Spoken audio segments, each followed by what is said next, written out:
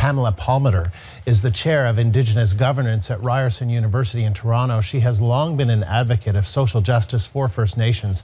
And Pam Palmater joins me now from Ajax, Ontario. So there's going to be, Pam, an emergency parliamentary meeting tonight. You heard from the ministers there. We've heard from the Prime Minister speaking out. What do you think would help the situation in Attawapiskat? The best thing they could do is to stop doing what they always do. And what they always do is, the national chief and the minister will fly to the community for a day. It'll have lots of media for a day. They might have some temporary funding, and that never works because it's missing the point. It's not one crisis in Attawapiskat. It's multiple overlapping crises. It's suicide and housing and water and health. But it's not just in Attawapiskat. It's in a large number of First Nations all over the country. I mean, in the last 20 years, there's been over 30 First Nations that have declared a state of emergency or crisis because of suicides. And there's no action.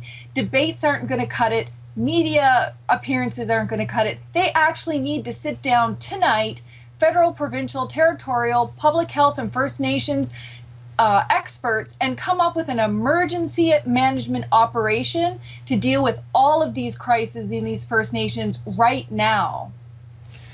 When you heard about what was happening in Attawapiskat, I know that you're focused on what's happening in many First Nations communities, but this is what we've been talking about over the past few days. Yeah. What did you think?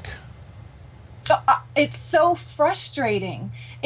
We keep losing children at younger and younger ages without any regard from the federal or provincial governments, despite the fact that we have court cases stating what the causes of all these crises are: the chronic underfunding of essential human services, racism, land theft. The United Nations calling this in one of the wealthiest countries in the world, who can spend money on Syrian refugee crisis or in other countries, but cannot and refuses to deal with the crisis that's here in this country that is of Canada's making. And this is the problem. This isn't a cultural thing. When they did, the coroner did his report in Bakanjikam, which has the highest suicide rate in the entire world, he said this isn't a cultural thing. It's not because they're missing jobs or where they're located. This is blatant discrimination, the chronic underfunding. They have no support services, no access to healthy food and water. How can these kids possibly have any hope when they see this happen generation after generation after generation? And I personally don't know a single First Nation family who isn't impacted by suicide.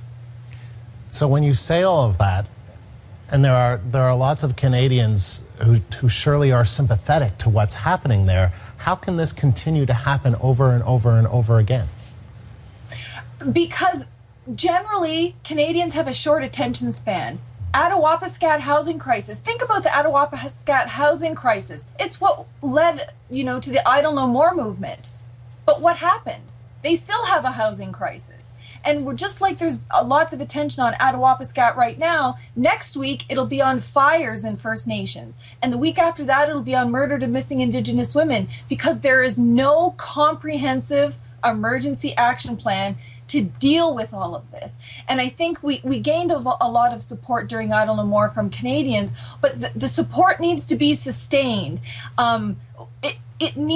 Canadians need to put pressure on their governments to finally take action, because people are dying. This discriminatory policy is killing our people. Do you have more hope now with Justin Trudeau as Prime Minister, who has said many times since becoming Prime Minister that there's no relationship that's more important to him than the relationship with First Nations peoples?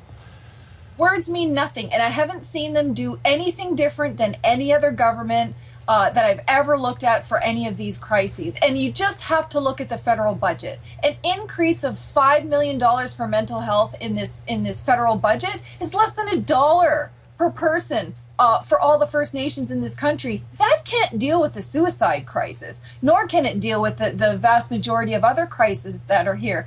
They need to get real. They created the problem.